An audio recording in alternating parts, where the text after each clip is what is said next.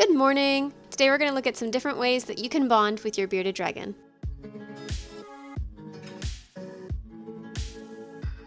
Hand feeding is a great way to get your dragon to associate your hand with something positive. If the only time your dragon ever sees your hand is when you go to pick it up, it can be kind of frightening because our hand picking them up, it would be similar to how a predator or a bird would pick them up. It's kind of like a big claw just reaching down from the sky grabbing them. So it's good to get them associating your hand with something a little more enjoyable for them. Hand feeding them helps reassure them that just because you're coming to their cage or just because your hand is reaching in doesn't mean that they're going to be disturbed. It doesn't mean that they're going to get picked up and moved to a new environment. It could just mean that they're going to get some delicious little treats. You can hand feed them using their standard salads that you would be feeding them every day. You can also use treat worms if they won't take salads from your hand, or whatever staple insects you're feeding them. For baby bearded dragons, it's really great to feed them their staple insects because most babies will go for insects over greens. It's a good way to start bonding with your new baby bearded dragon. And for adults, since adult bearded dragons, you only want to feed them insects about every 2 to 3 days, it's better to hand feed them with their salads, or occasionally you can use treat worms, things like hornworms, that'll really attract their attention if you have a hard time getting them to eat salads from your hand. Do be warned though, if you start hand feeding your bearded dragon, dragons are exceptionally lazy and really appreciate food being brought right to their face. So if you're going to start hand feeding, you'll most likely end up continuing having to hand feed them. Our bearded dragon will eat salad out of his bowl just fine, but he will absolutely not chase his insects. I have to bring each one up to him individually so he can enjoy them. Another great thing to do with your dragon is to just relax, watch some TV, a movie, hang out with your family, read a book, play a board game. They tend to be really responsive to televisions.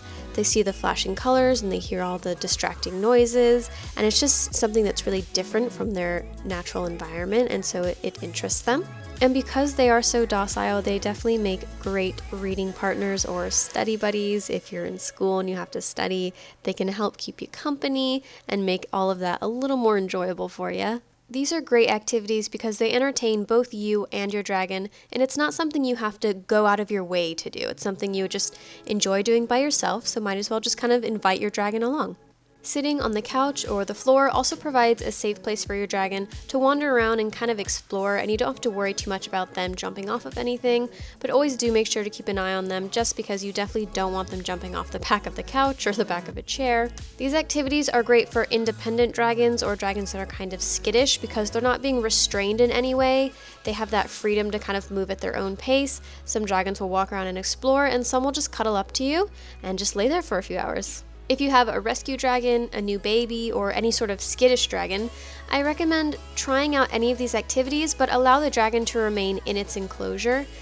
Again, do the same things like read or grab your iPad, watch some television, do your homework, write in a journal, do any sort of quiet activity that you can in front of them just to get them used to your presence, so that way they can see that whenever you walk by, it's not like this big, scary, intrusive thing.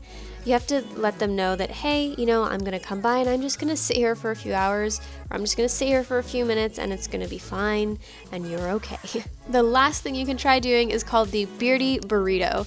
And the beardy burrito is when you take your dragon and you just wrap them up in something nice and soft, whether it's a t-shirt, some scrap fabric, a towel, a blanket, and you just make a little burrito out of your bearded dragon. This method is great for taking your dragon out in the evening.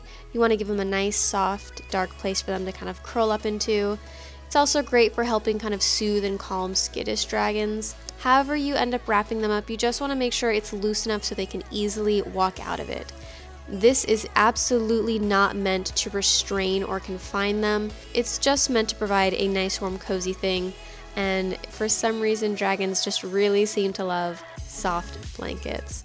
Our dragon actually fell asleep when I wrapped him up in one time, and I had him set on a chair in our bedroom, and I just let him stay there overnight. He slept through the whole night in the chair in his little beardy burrito, and then I put him back in his enclosure in the morning when he was still sleeping. I really hope you guys enjoyed this video and found some useful information in it. The most important thing to always remember though is every animal and every dragon is going to be different from each other. They all have unique personalities, which means they have different needs. Don't try to make them be something that they aren't. Always work with the animal that you have, be patient, have courage, and be kind. Thank you guys so much for watching. I'll see you in the next video, and I hope you have a great day. Bye!